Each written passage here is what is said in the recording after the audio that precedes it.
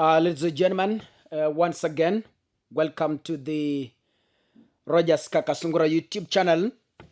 And as I always say, a big thank you to each and every person who is taking his time to really support us in growing this forum.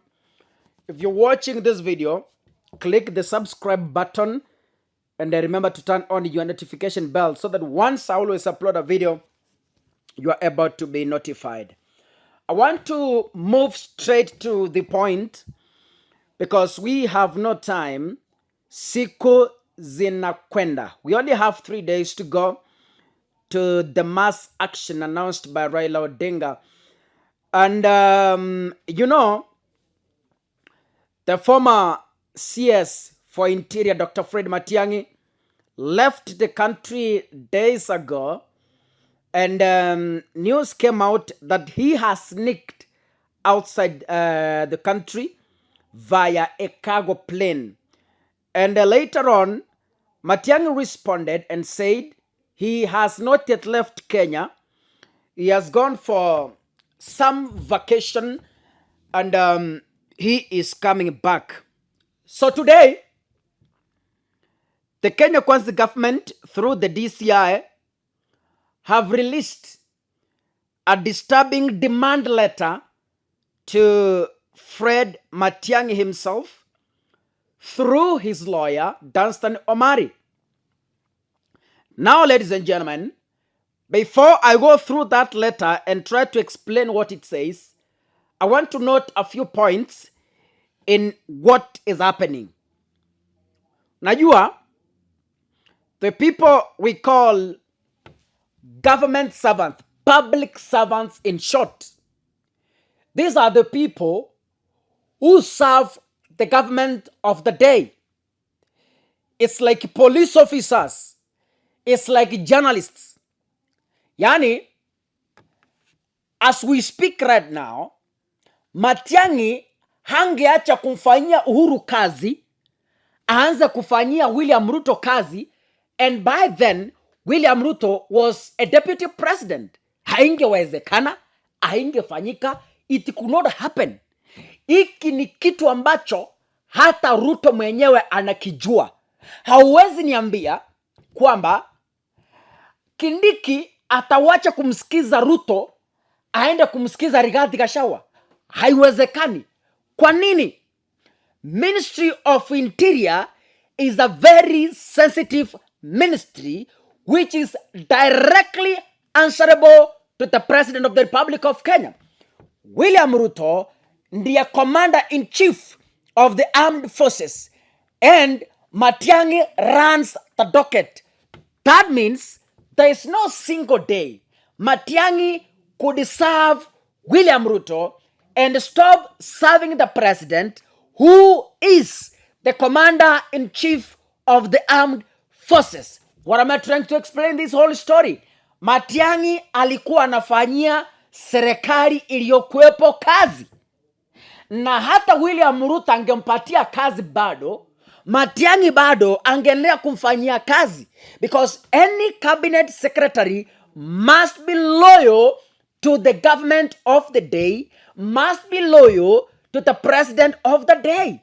So, even Kindiki himself, for him to be in that position, he must be loyal and he must heed to whatever William Ruto is telling him. I didn't see any mistake Matiang'i committed by serving though as human beings, Matiang'i had his own shortcomings. Mwanadamu cannot be 100%. Yes, Matiang'i pia alikuwa na ubaya wake. But a bigger picture of Matiang'i was serving government. He was taking out, Matiang'i was a dog. The owner of the dog was Uhuru Kenyatta. You cannot punish a dog for the sins committed by the owner of the dog. It cannot happen. You cannot punish children for sins committed by the parents. It's wrong. You cannot punish an employee for sins committed by the owner of the company. It is impossible unless you want to victimize and vindicate. Hey, kizungu. Leo sijui nimesoma nikafika wapi. Anyway, now, the DCI has written a letter to Dr. Fred Okengo Matiangi. And I want to go through that letter and you get to know what it says.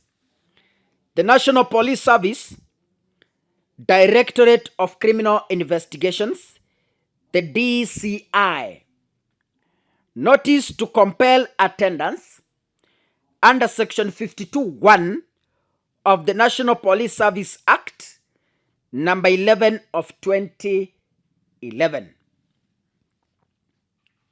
I, Detective Michael K. Sang, CFE, a senior superintendent of police attached to Directorate of Criminal Investigations Headquarters, Serious Crime Unit, is investigating allegations of publication of false information contrary to Section 23 of the Computer Misuse and Cyber Crimes Act 2018, amongst other offenses in regard to alleged invasion and raid of your residence.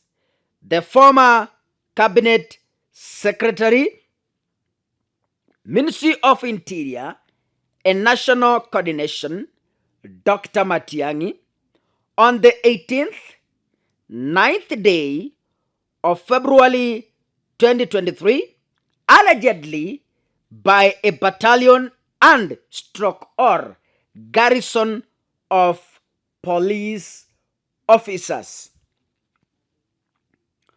I have reasons to believe that you, Dr. Fred Matiangi, the former Cabinet Secretary, Ministry of Interior and National Coordination, is connected to the offense or has information which can assist me in my investigations.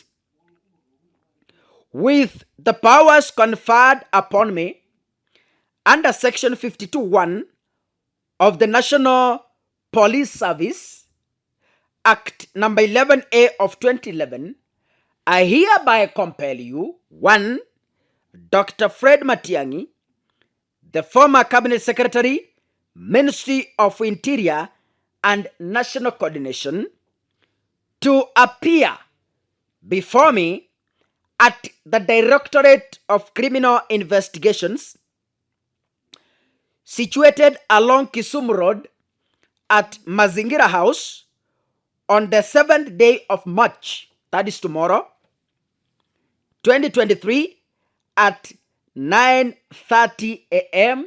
without fail. Not before, or NB, as we say. Failure to comply with the requisition constitutes an offense liable to prosecution, served by Michelle K. Gidere, or what is this? Dated 6th March 2023. Served to Dunstan Omari on 6th March at 1:15 p.m. in court under protest. Signed. Now, ladies and gentlemen, Matiang'i came back from, I think, was it Netherlands or what? He came back juzi tu, hata siku tatu hazijaisha. So when he came, so many Kenyans believed that Matiang'i has gone to exile and there's a possibility he might not come back to Kenya. Personally, that is what I also thought, because of what we've seen. The unfolding of events is dangerous, and you know how government works. When you read history, vile serikali inafanya kazi, it's dangerous of him to continue staying in Kenya. But then, he decided to come back, meaning he had his own reasons why he was forced, compelled, or willingly decided to jet back to Kenya. And on coming, he came last week, and today is on Monday. A letter has been released compelling him to appear tomorrow before the DCI to answer in what is called allegations of invasion to his home by a battalion of police officers. We know even some media, some national media houses are under investigation they were ordered by the MCK, Media Council of Kenya, to provide footages of police raiding Matiangi's home. But before I conclude my video, this is what I say. If at all Matiangi committed a crime in protecting the interests of the former president, which I believe we did, but if at all that was a crime, to me, if at all Matiangi committed a crime by obeying his boss, that is Uhuru Kenyatta, if at all he did a crime or he committed a crime, the Kenya Kwanza government should know that even themselves, their kingship is numbered. Uongozi wao umewekwa katika mizani. No one on earth stays forever in power. Mugabe, the late Mugabe of Zimbabwe, tried, but he died and left power. Moi, the second president of the Republic of Kenya, he thought that he will stay in power forever. His tenure ended. And right now as we speak, yeye ni marehemu. So what makes Kenya Kwanza think? What makes Kenya Kwanza behave? What makes Kenya Kwanza conduct themselves in a manner that portrays, in a manner that paints a picture, in a manner that tries to tell the world that maybe their leadership will stay eternally? Hey, come on, people. Come on. Listen again, come on. Our DCI, kumbuka, hamwezi kukaa hapo miaka yote. Sikiliza Gashawa. You can't be a deputy president forever. Listen, William Ruto. You cannot be the president forever. Listen, Kindiki. You can never be a CS for Interior forever. Power is transient. If at all Matiangi committed a crime, then I expect you people, because a wise man learns from other people's mistakes and not from his own mistake. If at all Kenya Kwanza, as you are singing, you believe that Matiangi committed a crime, you should be careful. You also don't commit the same crime. Why? Power is transient. Tomorrow you will be a former. You will also love that the incoming president to protect your interests. Listen, Kenyans. Kwa hii dunia, maisha hubadilika. Wanaopanda ngazi, you can never climb a ladder and stay there forever. It has never, it will not, and cannot happen. Mupanda ngazi, lazima mwishowe atashuka. na unaposhuka uliouacha chini ukipanda ngazi are the same creatures that you are going to meet downstairs. Yes, that is a sad reality. So treat people putting in mind that your government is expiring. Even if it takes 100 years, a day is coming when you will be called the former President William Ruto, the former CS for Interior Kindiki. A time is coming. So tread carefully, so that once that time comes, you also have someone to protect your interests. Wacheni kuharibu urafiki. Nimesikia mkisema, Matiang'i alikuwa na kiburi. Ndio, kama alikuwa na kiburi, yeye ni binadamu. Nyinyi pia msirudie kuwa na hicho kiburi. Kwa nini? Mumesoma lesson kwamba power is transient. Power doesn't last forever. Ladies and gentlemen, I am too young to warn the Kenya Kwanza.